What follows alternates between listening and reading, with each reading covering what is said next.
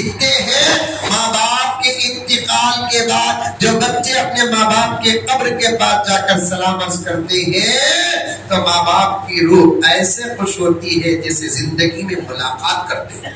اگر سروں میں ماں باپ کا سایہ ہے تو پھر ان سے پیار کرو، محبت کرو، خدمت کرو، ادب کرو. وہ ناحق بھی رہے تم خاموش رہو. یہ نبی کا فرمان ہے. وَإِن ظَلَمَاهُ، آقا نے فرمایا وَإِن ظَلَمَاهُ، اگر تمہارے ماں باپ تم پر ظلم بھی کرے تو جواب دینے کی تم کو اجازت نہیں ہے. یہ انڈیا پاکستان کی میچ نہیں ہے کہ تم مقابلہ کرو. یہ تم کو پیدا کرنے والے ماں باپ ہیں، دنیا میں بھیجنے کے لیے اللہ جن کو ذریعہ بنایا ان کا نام ہے ماں باپ.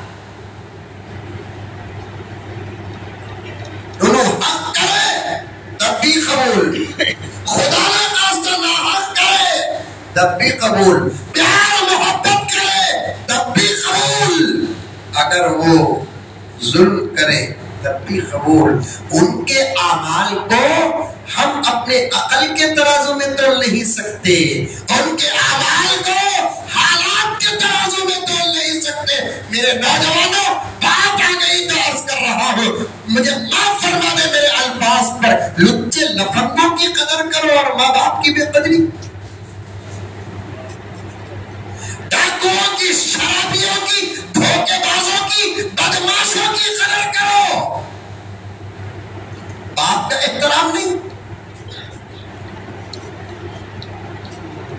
جس پیار کے ساتھ آپ ٹکٹ کاؤنٹر میں میڈم سے بات کرتے ہو، بینک کاؤنٹر میں میڈم سے بات کرتے ہو، کیا کبھی اپنے ماں سے اتنے پیار اور ادب سے بات کیا؟ حضرت والا آپ مجھ سے زیادہ جانتے ہوں گے، یہ علماء ایسی نسلیں بھی ہیں اور ان نسلوں کی افراد بھی ایسے ہیں جو اپنے ماں باپ کی موت کا انتظار کرتے ہیں.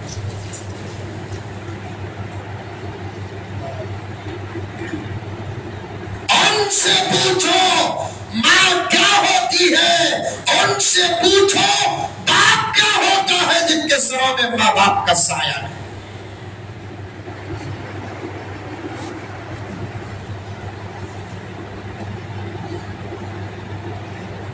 آج وہ سائے ہمارے سروں پر ہیں تو ہم قدر نہیں کر رہے ہیں. اللہ اکبر کبیرہ.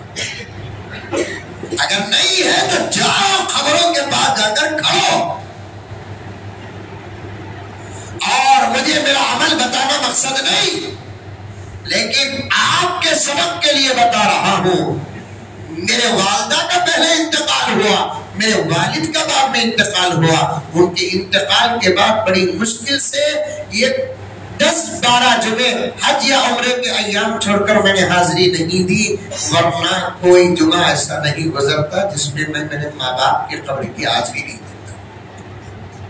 اور اللہ کے گھر میں بیٹھا ہوں، کبھی میں سفر میں نہ رہوں اور حالات بالکل مناسب رہے اور میں کسی جمعہ والد کی قبر پر، والدہ کی قبر پر حاضری نہ دوں تو آئندہ جمعہ آنے سے پہلے خواب میں زیارت ہو جاتی ہے.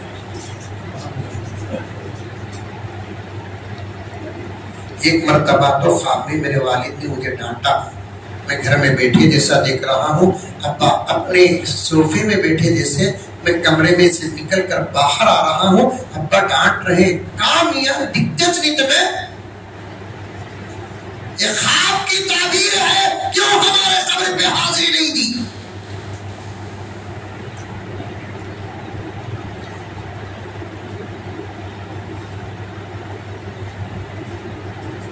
اگر انتقال ہو گئے تو زیارتیں کرو. میں انہی ماں باپ کے قبر کے پاس ایک مرتبہ گیا، سلام عرض کر کے قرآن پڑھ کے واپس نکل رہا تھا. دروازے کے پاس، قبرستان کے مین گیٹ کے پاس ایک صاحب دعا کرتے ہوئے کھڑے ہیں. مولانا بڑی عجیب بات ہے، توجہ چاہتا ہوں میرے سے بڑے ہیں. دروازے کے پاس، مین گیٹ کے پاس ایک صاحب دعا کر رہے ہیں. میں زیارت سے فارغ ہو کر باہر نکل رہا ہوں. انہوں نے مجھے دیکھا، سلام کیا، میں نے جناب کا جواب دیا. مولانا اللہ کا فضل. مجھے انہوں پوچھے یہاں کیسا مولانا تمہیں؟ میں بولا بیزار تھا، پھرنے آیا وہاں. خبر ہے سب میں یہاں کیسا پہنچے تھے؟ عجیب بات ہے. जाता है क्या? एक बीवी अपने शौहर को बोली गया शादी हो गए 10 साल का भी फिराने बुला लगोगे तुम्हें। शौहर बोला कहते रेडी हो जा, बुला लग जाता। उन्हें रेडी हो गई, सीधे खबरस्तान को बुला गया। बीवी पूछी यहाँ अरे तुझे क्या मालूम, लोग यहाँ आने के लिए मरते हैं,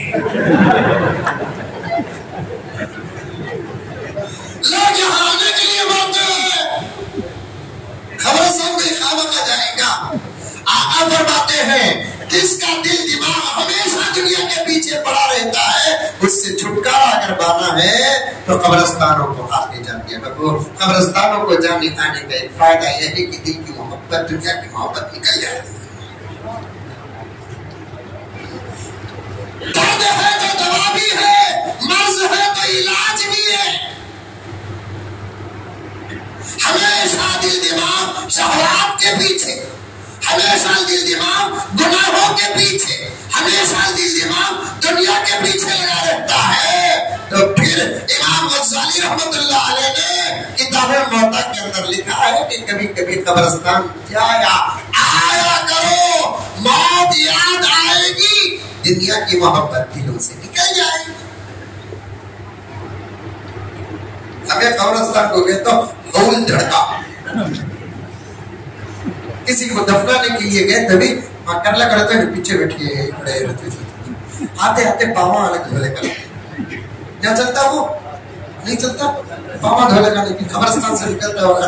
अरे दफनाने वाला कोई अल्लाह का बंदा हो, त्रिया मट्टी लिया, ईट लिया, क्या किया, उन्हें हाथा पावा धोता है तो चलता, इन्हें खामखाती को पावा धो रहा है।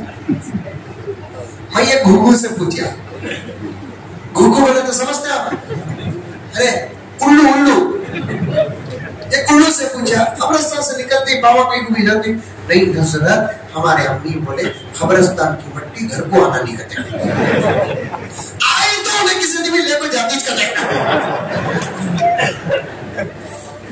क्या कब्रिस्तान की मट्टी इजराइल की प्रॉपर्टी? अजीब बात है, क्या क्या अकीदे हैं प्यारे। कब्रिस्तान की मिट्टी आए या ना आए, मेरे आका फरमाते हैं हमारे जिस्म में उस जगह की मिट्टी मिली हुई रहती है जिस जगह पर वो दफन होना है, बल्कि मरने से पहले ही अल्लाह ताला वहां की मिट्टी के चंद कंकर हमारे वजूद के अंदर दाखिल कर देते हैं। आदमी दफन वहां होता है जहां उसके जिस्म में उसकी मिट्टी अल्लाह अपनी कुदरत से मिलाते हैं।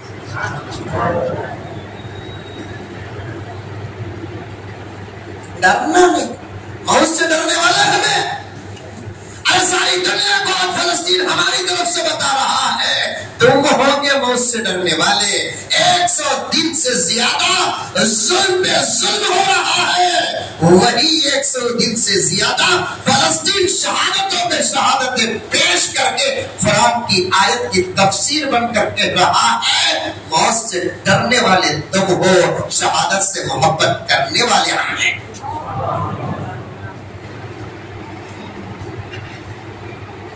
मामूली बात है हज़रत, 100 दिन से ज्यादा एक फलस्तीन जाहिरी असबाब से महरूम। मुसलमानों कहाँ है तुम? अगर है तो तुम तुम्हारे मोबाइल के व्हाट्सएप में हो, अगर है तो इंस्टाग्राम में हो, यूट्यूब में हो, फेसबुक में हो। याद रखो अगर तुम्हारी जवानी इन चीजों में खप गई, अल्लाह दीन का काम तुमसे नहीं लेंगे, नई नस्ल को पैदा करके लेंगे। क्रिकेट के बॉल और छक्के पे खा लिया, ऐसे मारने के लायक बन जाओगे जैसे टोल गेट में भीख मांगने वाले वो लोग जो इधर नहीं उधर के नहीं, उनकी सब में तो हो सकते हैं, उनसे जैसे काम नहीं होगा ऐसे हमसे भी काम नहीं होगा। काम गजूर जरूर होगा, लेकिन लेने के लिए अल्लाह नई नस्ल को पैदा कर। हमें नहीं मालूम कि फलस्तीन सारी दुनिया को इस्लाम का क्या पैगाम दे रहा है।